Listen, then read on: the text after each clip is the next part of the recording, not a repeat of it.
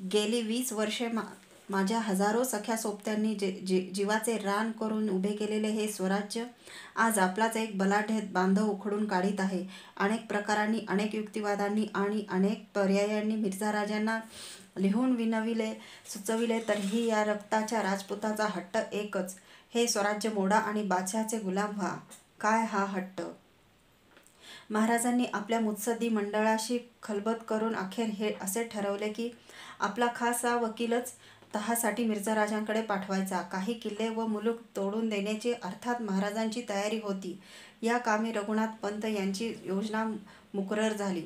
रघुनाथ पंत थोर बुद्धीचे विद्वान राजकारणी. रघुनाथ पंताचीच महाराजांनी या कामी निवड करताना म्हटले, राजपुताजवळ प्रसंग वादविवादाचा पडला तर हे थोर शास्त्रच आहेत. राजपूतही शास्त्र जाणतो, त्याशी व याशी गाठ बरी पडेल. आणि सिद्धता झाली. महाराजांनी रघुनाथ पंतांना पंडितराव असा किताब दिला. मिर्झा राजांसाठी वस्त्रालंकार दिले. हमराह नोकर पेशा दिला आणि पंतास राजगडावरून विदा केले. पंत गडावरून निघाले. इसवी सन 1665 मे 20 चा सुमार.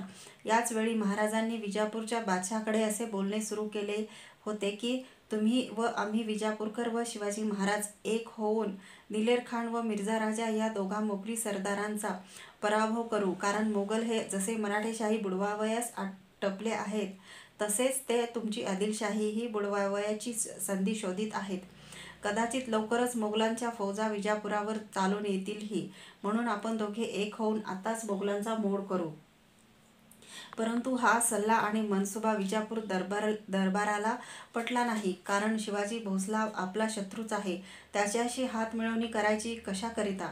मराठेशाही टिकवण्याकरिता? जरूरच काय? उद्या मोगल विजापुरावर चालून आलेच तर आमचे आम्ही पाहून घेऊ. पण आमच्याविरुद्ध बंड करून स्वतंत्र राज्य स्थापणारे हरामखोर शिवाजीला आम्ही मदत करणार नाही. बरा त्याच्या परस्पर मोगलाकडून पराभव होतो आहे.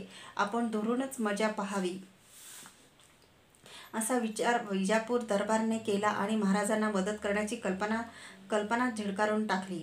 आपल्या एका शत्रूची मदत मिळवून दुसऱ्या शत्रूचा पराभव करण्याची महाराजांची कल्पना व कोशिश मुत्सद्देगिरीची होती, यात शंकाच नाही. परंतु विजापूर दरबारानेही महाराजांचा धूर्त डाव पार उडवून लावला. यात विजापूर दरबारानेही आपला स्वाभिमान, स्वसंरक्षणाबाबतचा स्वावलंबी बाणा, आत्मविश्वास आणि एकंदर मुत्सद्देगिरीच दाखविली. यातही काही शंकाच नाही. महाराजांचे एक राजकारण फसले, परंतु मिर्झा राजे मात्र हादरले. त्यांना या राजकारणाच्या बातम्या जात होत्या. विजापूरकर आणि शिवाजीराजे हे दोघेजण जर आपल्याविरुद्ध खरोखरच एक झाले तर मात्र दख्खनचा डाव अत्यंत अवघड होऊन बसेल, याची त्यांना पूर्ण खात्री होती. 2 महिने होऊन गेले तरी अजून पुरंदरगड काबीज होत नाही. मग जर विजापूरकर आणि मराठे एक झाले तर सगळी आशाच अवघड होऊन बसेल, हे मिर्झा राजांनी ओळखले. सहसा इस्लामचा एक सेवक इस्लामच्या दुसऱ्या सेवकाविरुद्ध काफराला नाहीच पण काय नेम सांगावा? इस्लामच्या दुसऱ्या सेवकाविरुद्ध काफराला सामील होत नसतो. बहुधा आदिलशहा हा औरंगजेबाविरुद्ध शिवाजीला सामील होणार नाहीच. पण काय नेम सांगावा? शिवाजी फार धूर्त राजकारणी आहे. तो हेहीच जादू कदाचित घडवील. तेव्हा शिवाजीचे जासूद तहासाठी येत आहेत. त्यांना फार फेटाळण्यात धोकाच आहे. तुटेपर्यंत ताणण्यात धोकाच आहे. मिर्झा राजांनी असा विचार केला. त्यांनी औरंगजेबालाही हा आपला हेतू मोठ्या मुलायम शब्दात कळविला. त्याच्या मूळ फारसी पत्रातील मजकुराचा हिंदवी तर्जुमा असा. इकडे गुप्तहेराकडून मला अशी खात्रीलायक बातमी कळली की विजापूरचा आदिलशहा व हा बाह्यात आमच्याशी गोडी दाखवून आतून शिवाजीशी संगनमत करीत आहे व त्याच्या मदतीस कोकणात आपली फौज पाठवीत आहे. आता शिवाजी व आदिलशहा या दोघांशीही सामना करणे तरी आपल्या शाही फौजेस अशक्य आहे. नसले तरी युक्तीने कार्य साधत असल्यास विलंब का लावावा?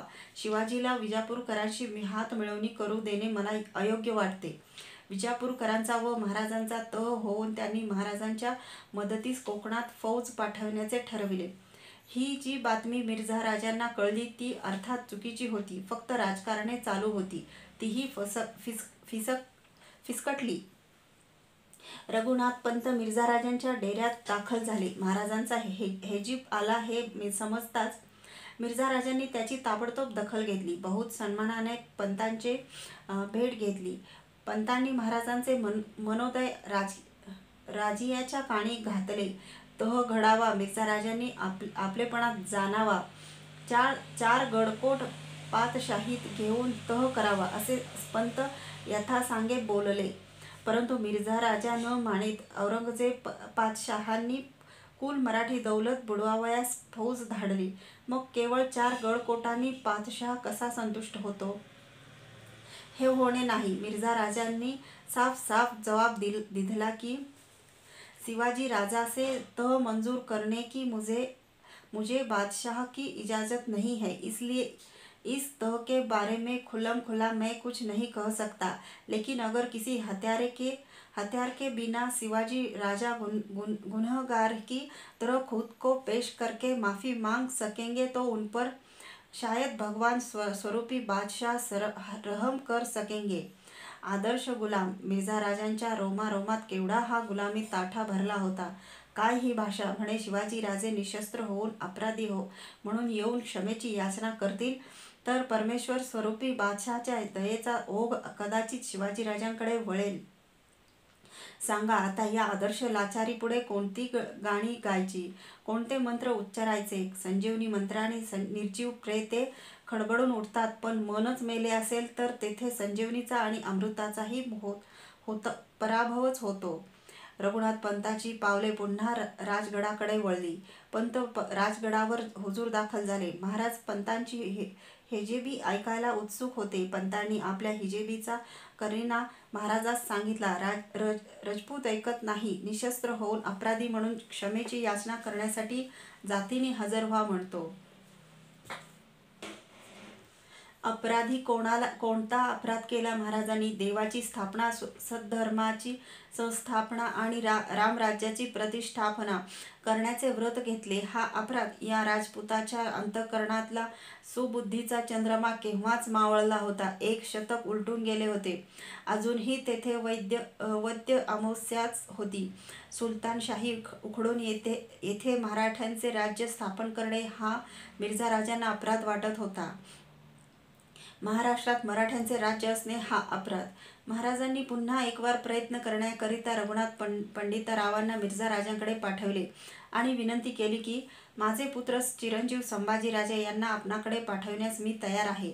अर्थात मोगलांच्या सैन्यात चाकरी करण्याकरिता सरदार म्हणून, मनसबदार म्हणून शिवाजीचा मुलगा चाकर बनतो आहे यावर तरी मिर्झा राजांनी समाधान मानावे याकरिता. परंतु मिर्झा राजांनी महाराजांच्या विनंतीला साफ नकार दिला.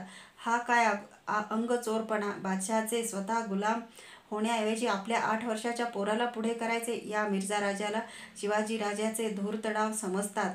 8 वर्षाचा मुलगा स्वतः जातीने बादशहाची चाकरी करू शकेल कसा? मग संभाजीराजे बनणार नाममात्र चाकर आणि दुसराच एखादा मराठा सरदार संभाजीराजांचा प्रतिनिधी म्हणून शाही लष्करात चाकरीस येणार. वा! शिवाजीराजे तर बोटावरच्या थुंकीने या मुरब्बी मिर्झा राजाला बनवू पाहतात. चालणार नाही. शिवाजीराजांनी जातीने आले पाहिजे. आपका कुंवर संभाजी आने से काम नहीं बनेगा. हमको यह मंजूर नहीं. आप खुद ही हाजीर हो. रघुनाथ पंत हा निरोप घेऊन राजगडावर झाले. सर्व उपाय संपले. अखेर महाराजांनी पंतांना अखेरचा निरोप देऊन पुन्हा मिर्झा राजांकडे रवाना केले. पंतांनी महाराजांचा निरोप त्यांना सांगितला. त्याचा हिंदवी तर्जुमा असा: आमच्या जीवितास अपाय होणार नाही असे जर आपण आम्हास वचन देत असाल तर आम्ही जातीने आपल्या भेटीस येतो. असे वचन बादशहाच्या तर्फेने आपणास उघड देता येत नसेल तर निदान आपण आपले खासगी वचन द्या. त्यावर भरवसा ठेवून आम्ही आपल्या भेटीस निशंकपणे येतो. आणि मिर्झा राजांना आनंद झाला. शेर जिंकला. सह्याद्रीचे गगनचुंबी शिखर राजपुतानाच्या वाळवंटापुढे नमले. मिर्झा राजे शाब्बास, मुबारकबाद, मुबारकबाद. मिर्झा राजांनी हृदयीचा आनंद चेहऱ्यावर उमटू न देता पंतास जवाब दिला. हमसे मुलाकात करके अगर आप बादशाह के हुक्म की तामील करने को तैयार होंगे तो आपके सब गुनाह माफ़ किए जाएंगे। इसके सिवाय आप पर आलम पनाह की मेहर नज़र होगी। हमारी मुलाकात में अगर आपको हमारी शर्तें मंजूर न होगी तो आपको वापस लौटने की इजाज़त दी जाएगी।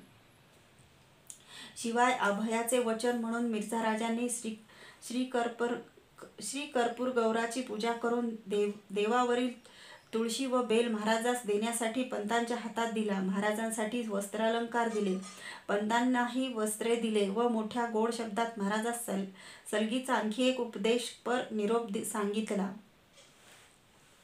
दिल्ली के बादशाह की ताकत बड़ी है, उससे दुश्मनी करने से कुछ भी अच्छा नतीजा नहीं निकलेगा. शिवाजी राजा हमसे मिले तो ही अच्छा होगा. जैसा कुंवर राम सिंह हमारा बेटा है वैसा ही शिवाजी राजा को हम अपने बेटे समान समझते हैं. हम उसकी बुराई कभी न करेंगे. रघुनाथ पंत हा जवाब आणि तुळशी बेल घेऊन पुन्हा राजगडास परतले. आजपर्यंत पंतांनी मिर्झा राजांना वळविण्यासाठी शिकस्तीचे प्रयत्न केले होते, परंतु त्यांच्या तळमळीचा, पांडित्याचा आणि बुद्धिवादाचा मिर्झा राजांच्या स्वाभिनिष्ठेपुढे पूर्ण पराभव झाला होता. पंत राजगडाला परतले. त्या दिवशी तारीख होती 5 जिल्हेज, दिनांक 9 जून 65. मिर्झा राजांना आनंद होत होता, पण दिलेर खान मात्र मनातून धुसफुसत होता. दिलेर खानाने पुरंदर जिंकून घेतला ही बातमी बादशहाला कळावी व शिवाजीच्या शरणागतीचे श्रेय आपल्याला मिळावे यासाठी खानाची धडपड व धुसफूस होती.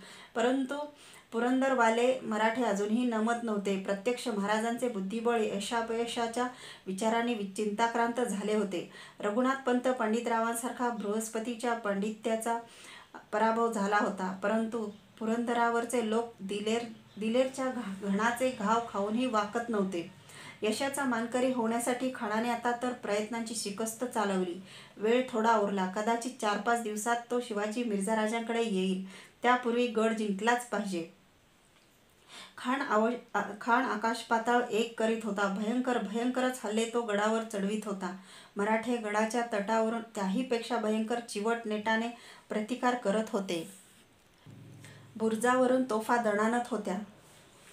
दगडधोंड्याचा पाऊस पडत होता. या वेळच्या एक भयंकर हल्ल्याचा मराठ्यांनी साफ खुर्दा उडविला. दिनांक 10 जून 1665. या हल्ल्यात गडावरचेही 60 गडी ठार झाले. तरीही माघार घ्यावी लागली खानालाच. केवढा चिवटपणा हा! विलक्षण बिनजोड महाराजांच्या महारा रामोशांसारख्या अडाण्यांनी अजूनपर्यंत किल्ला भांडत ठेवला होता. केवढी त्यांची निष्ठा, खरे धर्मकर्तव्य या अडाणी मंडळींना समजले. खरोखर अडाणी कोण? बेभान होऊन भगव्या झेंड्याखाली लढणारे गडावरचे हे महार की मोगलांच्या झेंड्याखाली लढणारे मिर्झा राजे अस्पृश्य कोण ते की हे? महाराजांना खेद होत होता तो आपल्याच रक्ताच्या एका शूर पुरुषाने आपणास पेचात आणावे याचा. परंतु ते फार थोर विवेकवंत. त्यांची खात्री होती की आपले हे कार्य श्रीरामाचे कार्य आहे, श्रीकृष्णाचे कार्य आहे. मग स्वजन विरोध करतील वा शत्रुत्व करतील याचा खेद का? ते शत्रूला शत्रुत्व करत आपल्यावर प्रेम न करत पर्वा नाही. ग्रहणकाल आहे. संकटास तोंड दिले पाहिजे. सूर्याच्या सातत्याने, ध्रुवाच्या निष्ठेने, चाणक्याच्या आत्मविश्वासाने आणि रघुराजच्या त्यागवृत्तीने उभे राहिलेच पाहिजे. हा क्षणिक काळोख दूर संपेल तोपर्यंतच वेदना, तोपर्यंतच यातना. नंतर रथ आपला, अश्व आपले, आसमान आपले. गतिमान सप्त अश्वांच्या 28 तापात नभोमंडळ जिंकू. श्री अंबिकेचीच इच्छा आहे की स्वतंत्र, स्वाभिमानी, बलाढ्य, आपण उदार असे सार्वभौम सिंहासन निर्माण व्हावे. ते होणारच. त्यासाठी आल्या प्रसंगास सन्मुख सादर झाले पाहिजे. दुसऱ्याच दिवशी भेटीसाठी निघण्याचा बेत महाराजांनी मुकरर केला. दुसरा दिवस उजाडला आणि महाराज निघाले. आपल्याबरोबर 6 जण ब्राह्मण कारभारी, रघुनाथ पंत, पंडितराव व पालखी नेण्यासाठी लागणारी कहार माणसेच फक्त महाराजांनी बरोबर घेतली. श्री भवानीचे व श्री सांबाचे त्यांनी दर्शन घेतले. आईसाहेबास नमस्कार केला. अर्थात आईसाहेब यावेळी राजगडावर नव्हत्याच. सिंहगड ईशान्येच्या 5 कोसावर दिसत होता. थोर तपस्वी ब्राह्मणास नमस्कार केला आणि महाराज पालखीत बसले. कहारांनी पालखी उचलली. उदयोस्तु उदयोस्तु जगदंब. पालखी प्रथम शिवापूरकडे निघाली. शिवापूर येथे मिर्झा राजांचा सरदार सरफराज खान याचा तळ होता. ह्या खानाला भेटून त्याला सांगती घेऊन मग पुरंदरच्या नजीक मिर्झा राजांच्या भेटीस जाण्याचे महाराजांनी ठरविले होते. अर्थात या गोष्टीची आधीच सरफराज खानास वर्दी असेलच. शिवपुरास येऊन त्यांनी खानास बरोबर घेतले. खानानेही निघण्यापूर्वी मिर्झा राजांकडे ही बातमी कळविण्यासाठी स्वार पिटाळले. तिलेरखानाने कमालीची घाई सुरू केली. शिवाजी यायच्या आधी निदान त्याच्या देखत पुरंदर काबीज करायच्या निर्धाराने तो गडावर टकरा देत होता. गड मात्र मुळीच दाद देत नव्हता. मिर्झा राजे वारंवार पुरंदरच्या प्रकृतीची चौकशी करीत होते. अजून तरी गडाची प्रकृती खणखणीत होती. नाडीचे ठोके प्रतिध्वनी उमटण्या इतके स्पष्ट ऐकू येत होते. हर हर महादेव, जय येळकोट मल्हार.